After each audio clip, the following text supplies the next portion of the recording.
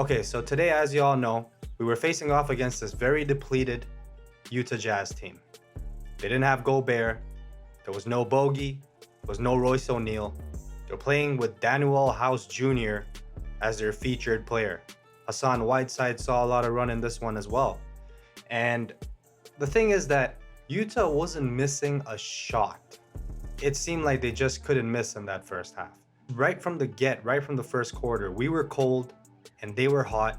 And this was looking like a bad luck situation for us because 4-game win streak, guys. You know what I mean? We're going for our 5th. We've really got the crap end of the stick a long time now. You know what I mean? Going back since we had to go to Florida and play in Tampa for the whole damn season, you know, whereas everybody else was, you know, all the other American teams were in their home buildings, enjoying fans too on top of it. You know what I mean? So for us to come back here and have the home record that we did in the beginning, you know, no matter what, even though, you know, it's a whole fresh start, you got a lot of new faces, the way we were playing at home as opposed to the road, it was like sad to see.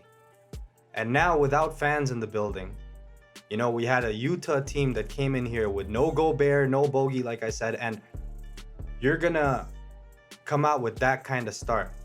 Whether there's fans or not, you're still in Toronto and you know what the home situation is like. You got to strike first like Cobra Kai, like I was saying in my last tape. But you, like, jokes aside, it's important to get off to a good start, you know, because against good teams, when teams are healthy, it's not going to be a cakewalk to just be able to come back like this every time.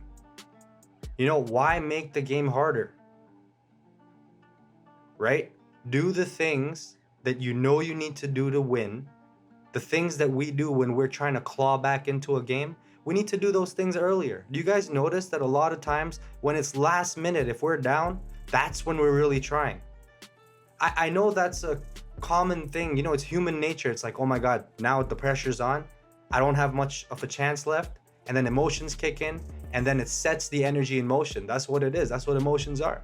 So at the end of the day, we gotta focus in on those right emotions. These are the ways that players learn.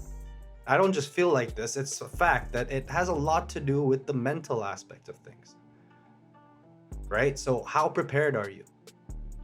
Right? So the first takeaway, guys, for tonight's game is that we need to come off to a much better start. We can't have scrubs on another team or another team's bench just come in and deep bench, come in and just dominate us like that.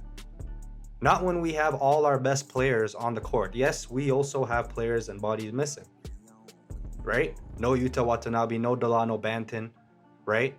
And a lot of players, a lot of teams are having these issues right now, and we understand. We just signed DJ Wilson, by the way, to a 10-day hardship deal once again.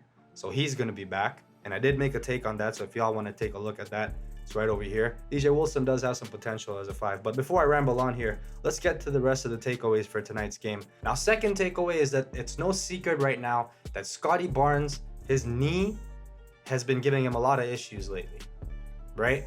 So, again, midway through the third, or I believe it was the second, I think it might have been the second quarter actually, that Scottie's knee gave in again.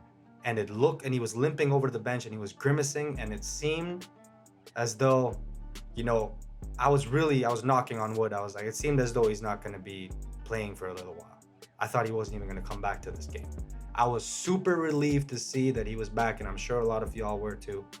Now, the dude, I'm not sure if that's just the way he walks, but he seems to have a limp when he walks, or he walks like sideways. I'm not sure exactly what it is, but if y'all can just correct me in the comments if I'm wrong, but that knee's been bothering him so much that he's not even walking correctly. You know, it's just his walk is like he's going from side to side, like it's like almost a limp. You know, it's like it hurts seeing him walk, right? And we can only imagine how much heart and desire this guy has to play. You know what I mean?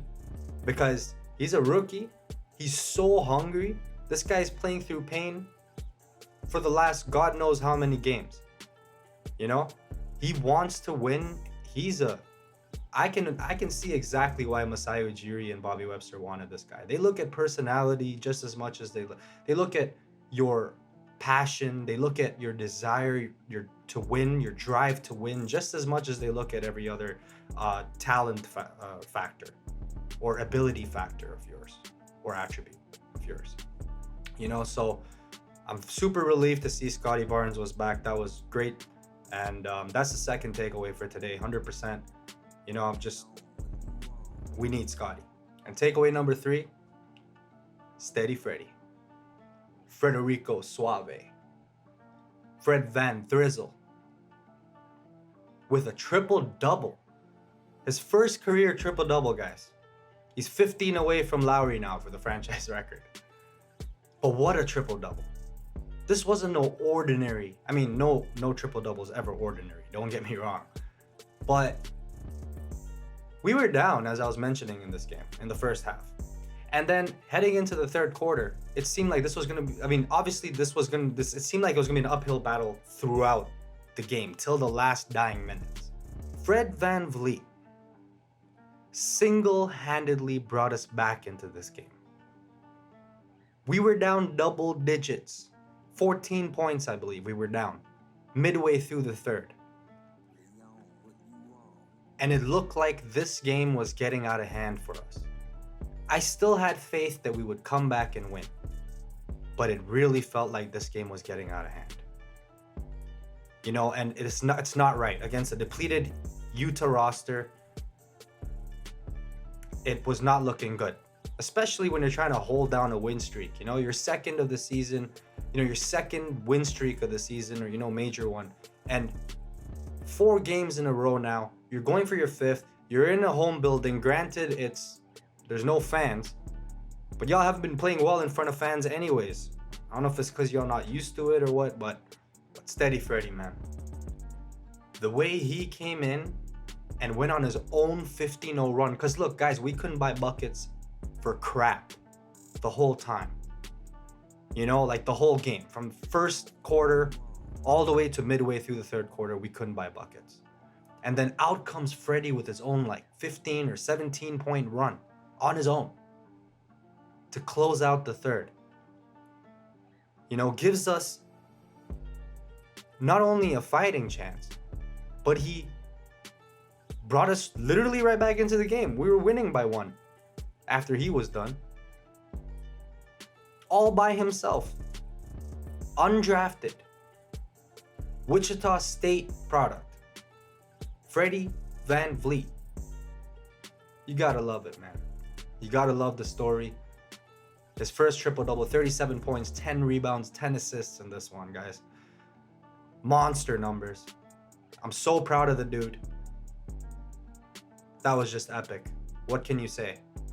And right after Fred VanVleet did what he did, it ignited our team, man.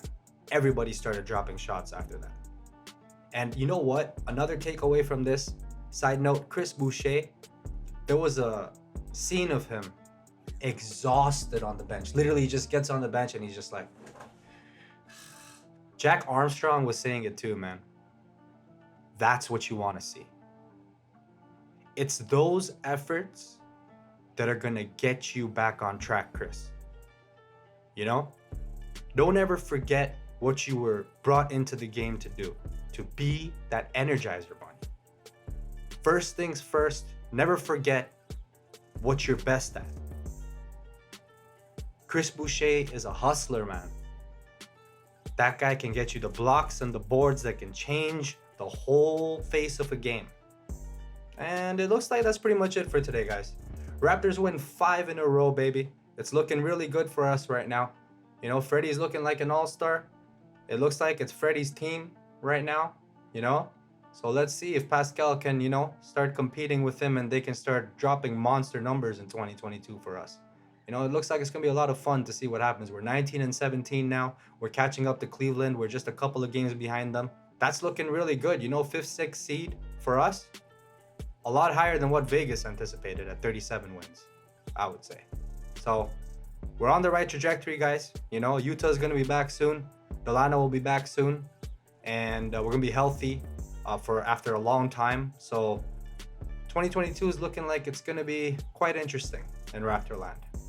You know, we're looking like a playoff team, and looks like Freddie's not taking no for an answer, man. If we're not going to get up off our asses, if our team's not going to play, then Freddie's going to play for us and make us play. Because that's exactly what happened tonight, guys. What a win by our team, but most importantly, what a display of leadership by All-Star Fred VanVleet. In my opinion, this guy gets the vote. Don't forget to vote Freddie for All-Star, y'all. Have a good one. I'll see you on the next one. Peace.